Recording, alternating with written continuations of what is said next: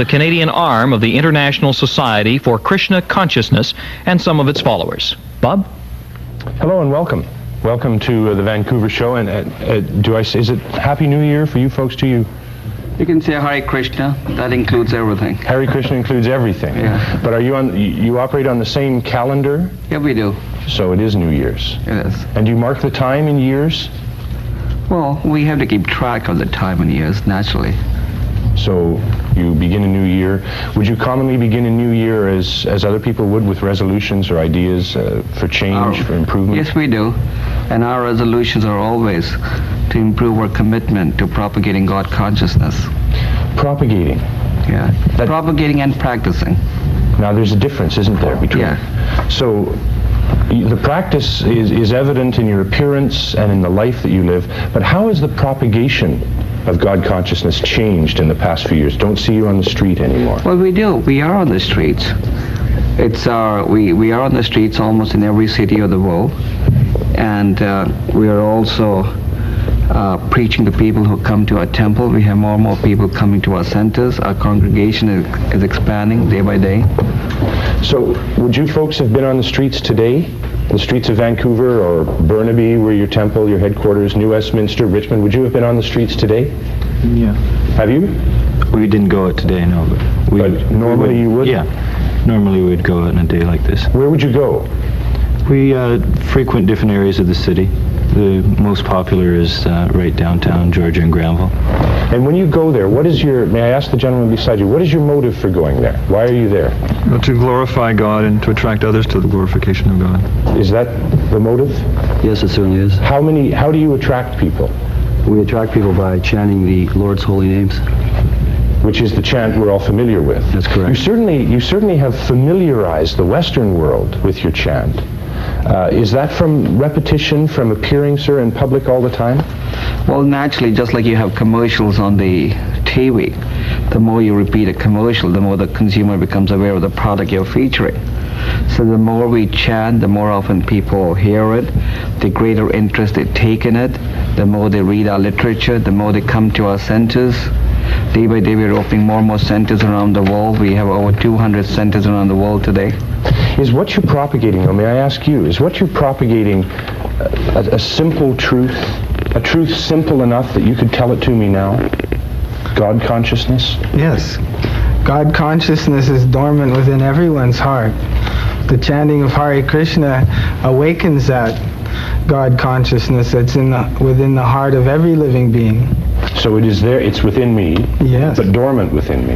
Yes. And perhaps I wouldn't have stumbled, broken my foot if I had been more conscious. Or is that a silly analogy? That this kind of mundane, day-to-day, lifetime accident? This can be attributed to what is called the law of karma. The law of karma. For every action, there's a reaction. Is this bad karma then on my part, sir, that I would break my foot on a holiday? Yes, you could call that bad karma. Why? What is being visited upon? Because it caused you suffering, therefore it's bad. We would understand that it could be a reaction to something that you did in a previous lifetime, or in this lifetime. Maybe you kicked someone and you got a reaction for your foot. I see. Yeah. But we would also see it in this way. We would also see that it would remind us, actually last year just about this time I did something similar to my knee, so I can sympathize with you. But it would remind us that this material body has a great capacity for suffering, and it would remind us that we should concentrate on spiritual activities and hoping to, when we, at the time of death, get a spiritual body which isn't subject to breaking the foot. Purely spiritual activity then in this life, in the physical. Then should one attempt to detach one's consciousness from the body? One should attach his consciousness with God. One must understand the purpose of human life. One must recognize that everything is coming from God, and human life has a purpose, and the purpose of human life is to serve Lord. Now this doesn't mean that you have to withdraw to the forest or the mountains. One can live in the city and still glorify God as the members of a society are. We have members in all walks of life. We have professionals, and we have monks who do full-time propagation. Are you folks then monks? Is it important to shave your head, to wear a saffron robe? We have many people who have hair. In fact, there's one of our members sitting in the corner over there. He's a part of a congregation. He has hair. Only those who dedicate themselves to full-time propagation shave their heads. Why did you choose the full-time propagation? I chose the full-time in Krishna consciousness because it became more fulfilling. The whole idea is to dedicate one's life as much as possible, but if one can dedicate one's life fully to propagating Krishna consciousness, then that is very nice. We look at it as the highest welfare activity. As we have learned about Krishna consciousness, we practice it, and we try and inform everyone else. The highest, you said highest welfare activity. Is there humor in your day-to-day life, sir? Yes. There is? You laugh? Yes. Do you children laugh every day? In fact, we start laughing at 4:30 in the morning. Most of the people are still sleeping. 4:30 in the morning. Our members get up at 3:30, and before they're ready, and they're smiling, and they're laughing, and by 4:30 they even start dancing. Something that you can't even imagine. I got up at 4:30 in the morning for many years to do a morning radio program, and to be honest, when I stopped doing that and started working in an evening television program, physically I felt better. Again, is that a problem with my, is it karma that I would feel bad getting up in the morning? Well, if you want to get up in the morning to glorify God, because morning is the most auspicious moment for having a clearer thinking, then it's okay. But if you're getting up in the morning just to go to the factory or a radio station, it's not the same purpose. Do you kids like the mornings, early morning? Do you get up and laugh? You're smiling. Do you laugh in the mornings? Yeah. What do you do first thing in the morning? What do you do first thing in the morning? Well, we wake up and then we go to the first worship ceremony. Before you eat? Yeah. Do you play? Yes. They were playing soccer this afternoon. Who won? Or do you have principles of competition? Do you have them compete? Friendly competition. Friendly competition? Are you happy? Yes. Are you? You're very pretty. What is that you have in your hand? I've just come back. Garland for you. That's a garland for me? Yeah, can't get Oh, really? Well, thank you very much. That's beautiful. It sure smells beautiful, too. Thank you. Thank you very much. We're going to go to a commercial break and come back. I wish you could smell this garland. It smells just like a lei from Hawaii, maybe even more beautiful. We'll be right back. Thank you. Gopal Krishna Goswami. Proper pronunciation of your name? Yeah, that's okay. Why is this garland of flowers more pleasant to smell, say, than a lei that I would receive at an airport in Hawaii? Well, one thing is this has been offered to Krishna, and the garland has been made by the devotees of Krishna, and because it has been prepared with love, everything tastes and looks a lot better. Is diet then connected to your spiritual consciousness? It is, because a man is known by the food he eats, as they say in the English language. So the food we eat contributes to the consciousness we develop. Therefore, we abstain from certain sinful activities, including certain sinful diet.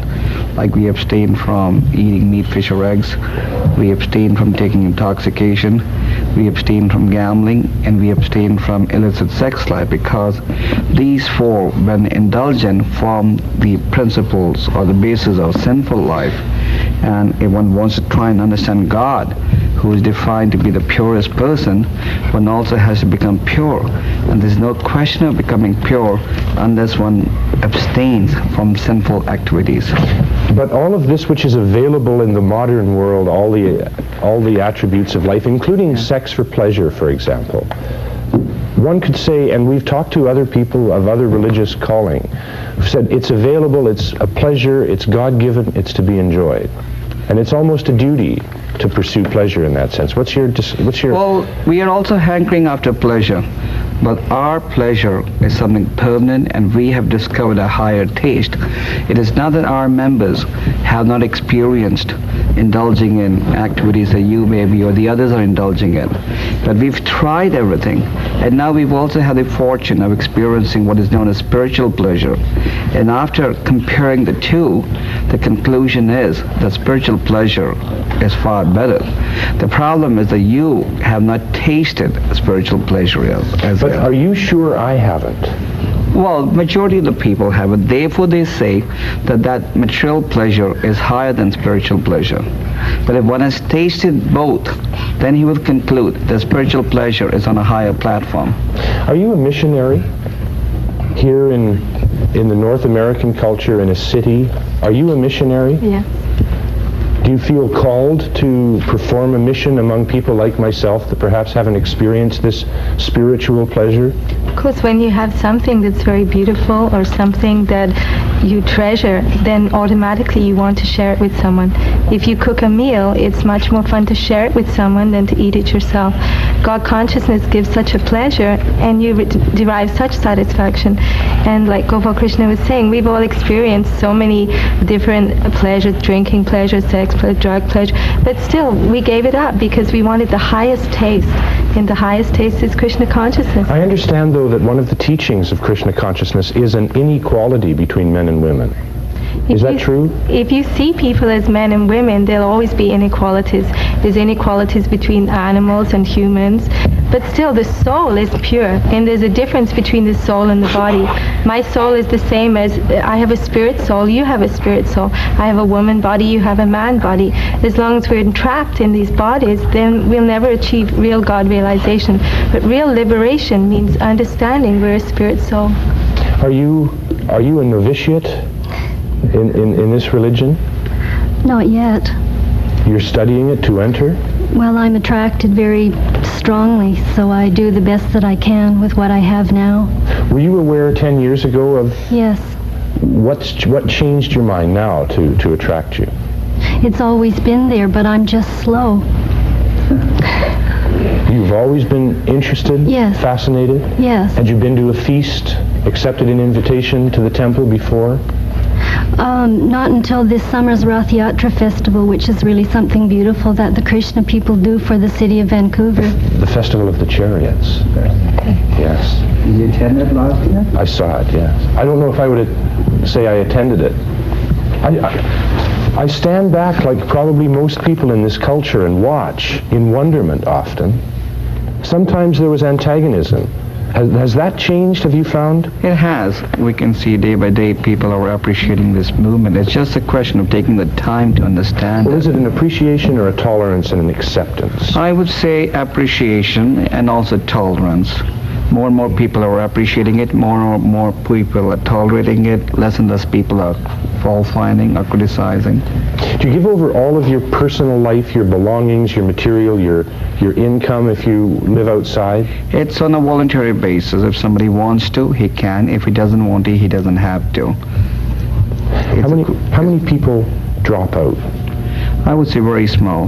The percentage of people dropping out is very small. About in the first year, most people drop out in the first year who are going to drop out. Would that be your experience? Yes. After an initial period of, say, a year, then people usually have decided whether they like it or they can perform the austerity that's involved, and they usually stay after that. Perform the austerity. It's a dedication. It's a monkish or an ascetic type of dedication. Commitment. Requires a commitment. Are you young people committed? That's a silly question because I'm sure you are. You are, aren't you? Are you? What is your commitment? What is it to? I like Krishna consciousness. Do you go to school at the temple? Yes. Were you playing soccer today? Yeah. Oh, do the girls play soccer as well? No? No. What do you... Those look like deep-fried something, but they're not, I bet. Yeah. What are you holding in your laps? Well, they're called samosas. They're Indian preparation. Samosas. Yeah. You know what I'd like you to do now as we go to a commercial break? We're going to have some music after this commercial break, electric music. But I would like it if you would chant for us. Most people are familiar with your chant. Would you chant for us to a commercial break? Thank you all very much for being here. Happy New Year to you. Thank you.